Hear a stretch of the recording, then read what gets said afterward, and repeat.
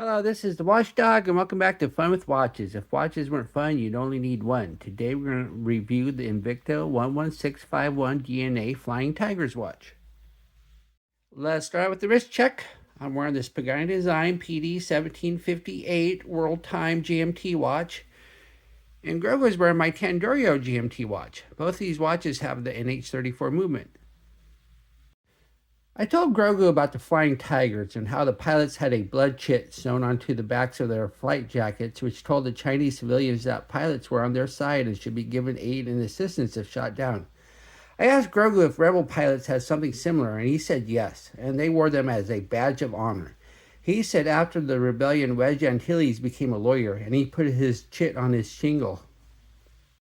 All right, let's take a look at the watch. It comes in this Invicta clamshell box. And here it is. Isn't that a nice looking watch? I really like it. I think it's cool. This watch is part of the Invicta DNA collection. The title DNA is an obvious metaphor, as big giant oversized watches are in the Invicta DNA, and at 46 millimeters it screams Invicta. What attracted me to this watch was not its giant size, but rather the shark mouth on the dial. When I was young, the show Baba Black Sheep came out with Robert Conrad playing Pappy Boyington, and I became quite obsessed with World War II aircraft. Boyington started the war as an American volunteer group pilot who were paid mercenaries on contract with China, defending them against the Japanese invasion. The AVG earned the nickname the Flying Tigers because of this very shark mouth they painted on the nose of their P-40 fighters. The Flying Tigers weren't the only ones to use this design, but they were the ones that made it famous, and thus I refer to this as my Flying Tiger watch, even though it says Bomber on the caseback. My youngest granddaughter said it looks like one of the bullets in Super Mario Brothers. I bought this watch for $60, and it was labeled as an Invicta rock bottom price, meaning you can't apply coupons or other discount codes. If you aren't feeling nostalgic, or if vintage aircraft just isn't your thing, there are many other models in the DNA lineup. The watch is 46 millimeters, so it's a big watch. It's 56 millimeters lug to lug if you measure right here. It's 13 millimeters thick, and the lug width really doesn't apply because it has these middle lugs, so you're never going to put a different strap on it. And it weighs 124 grams on the supply silicone strap. The bezel has the same matte finish as the case, but it has this polished chamfered edge, and I think that's a nice touch. And then also the bezel has these little markers here. Because there's no indices on the dial, these markers will serve as indices. And so I'm glad they're there. Otherwise, you'd be kind of totally, this would be more like a fashion watch. Then we have the dial. The dial is the star of the show. This is why I bought the watch. It looks like the actual part of an aircraft. You see the little fake rivets there and the seams. And then you have the shark mouth and eye painted on. Looks really nice. I really like it.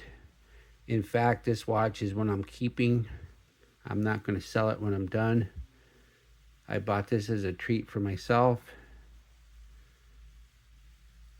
There's no minute markers though, so when you go to set it, you have to wait for the 5 minutes if you want to set it accurately. And it says Invicta up top, and it has the Invicta logo, and it does not have the big Invicta on the side. I think the big Invicta on the side was kind of a compromise with Rolex to overly brand their watches. And since this doesn't look like a more famous watch, they don't have to do that.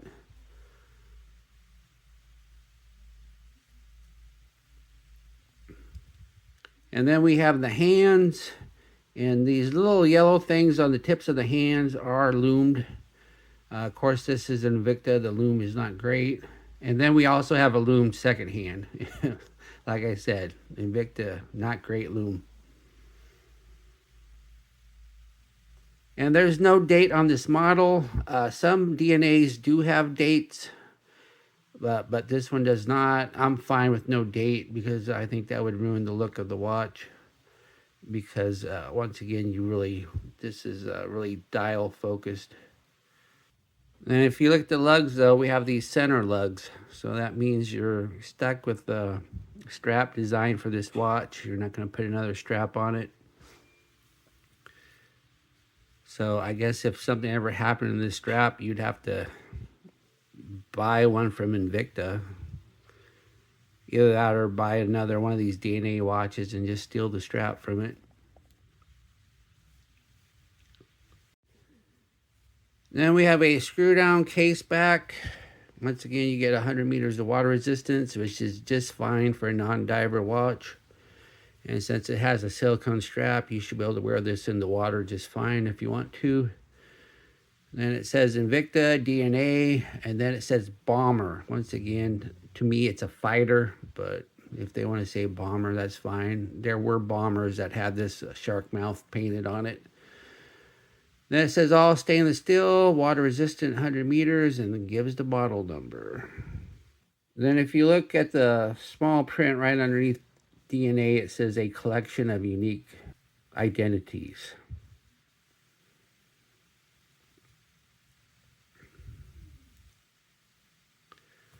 Underneath the Caseback is the Ronda 513 movement. This is a 1 jewel quartz movement, Swiss made. At least they say Swiss made. I guess I didn't take the Caseback off to see if it was a Swiss parts. Ronda has 3 levels of movements. They have the Swiss made movements, and then they have the Swiss parts movements, which are Swiss parts assembled in Thailand. And then they have the all Thailand movements, which is everything's from Thailand, or not Swiss anyway. So,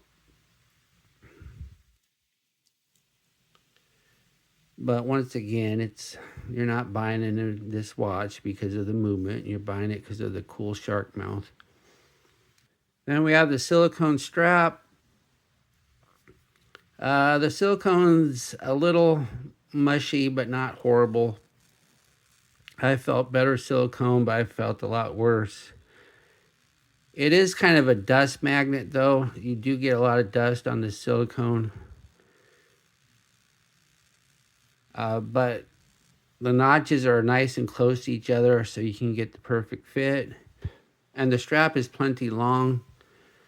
And then we have the keepers, one fixed, one floating. Of course, the fixed one is fixed by these little nibs here. And in all honesty, there's only one nib. There's not 2 nibs.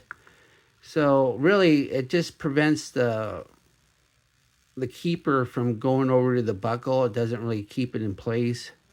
But I guess that's fine, no big deal. These little nibs never work that great anyway. And then we have the buckle. The buckle is signed, has the same finish as the case, and a nice big thick prong.